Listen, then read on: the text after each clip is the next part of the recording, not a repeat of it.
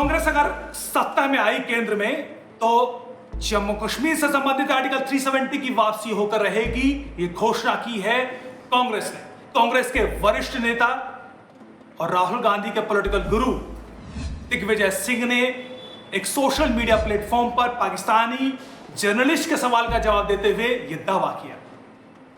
दिग्विजय सिंह ने कहा कि जिस तरीके से आर्टिकल 370 हटाया गया, ना तो वहां उस वक्त डेमोक्रेसी थी, ना वहां पर इंसानियत थी, ना वहां पर कश्मीरियत थी, लिहाजा ये बहुत गलत हुआ और अगर कांग्रेस सत्ता में आई तो जरूर इसकी वापसी पर विचार करेगी।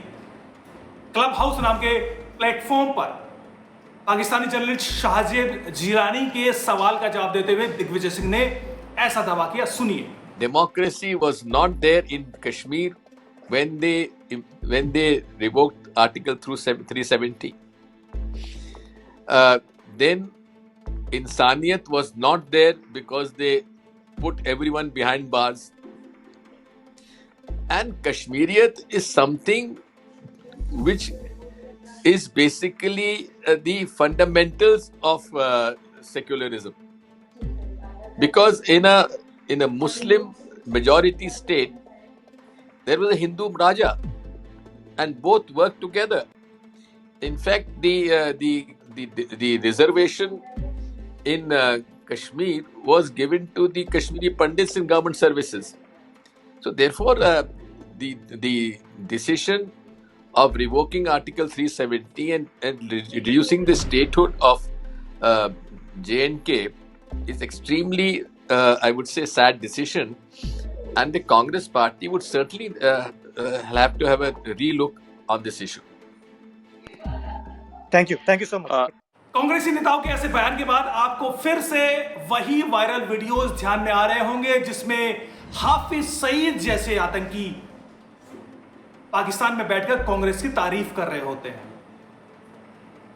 पाकिस्तान के जाने माने स्ट्रेटेजिस्ट मुशाहिद हुसैन जैसे लोग एक इंटरव्यू में तारीफ कर रहे हैं कि आर्टिकल 370 की वापसी की उम्मीद तब तक है जब तक कि वहां पर पाकिस्तान के सिंपथाइजर बैठे रहें।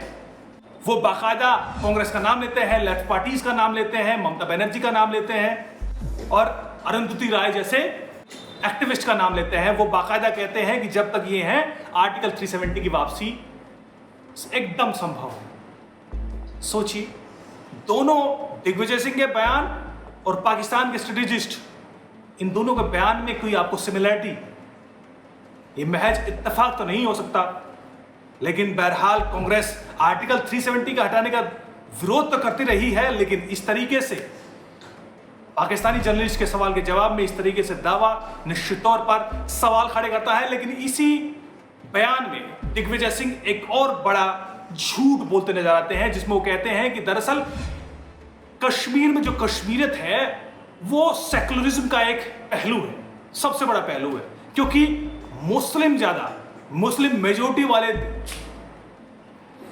स्टेट में हिंदू राजा हुआ करता था। अरे भाई, सेकुलरिज्म तो था वहां पर क्योंकि वहां पर हिंदू राजा था, इसलिए सेकुलरिज्म था। सेकुलरिज्म कहां खत्म हुआ? आजादी के बाद जम्मू कश्मीर में, जब वहां पर मुस्लिम मेजोरिटी रूलर्स आए। वो आप बताना भूल गए। आप ये भी बताना भूल गए कि उस वक्त कश्मीरियत कहां थी जब 1990 के दशक में लाखों कश्मीरी पंडितों को अपना घर छोड़ना पड़ा, हजारों मारे गए।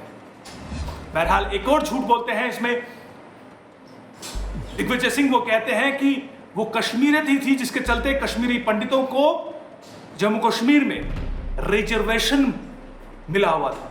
बहरहाल एक कोरा झूठ है। जम्मू कश्मीर में कभी भी कश्मीरी पंडितों को कोई रिजर्वेशन नहीं था। ये कोरा झूठ बाकायदा कांग्रेस के इतने बड़े नेता बोलते नजर आते हैं, लेकिन यही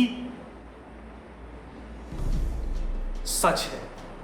जो बोलते हैं उनके मन में भी है और कर्तव्य भी कुछ ऐसे ही हैं। हमने पहले भी देखा और अभी भी देखने को मिला, लेकिन ऐसा फिर से संभव हो सकता है अगर कांग्रेस पार्टी सत्ता में आती है, जैसा कि दावा कर रहे हैं।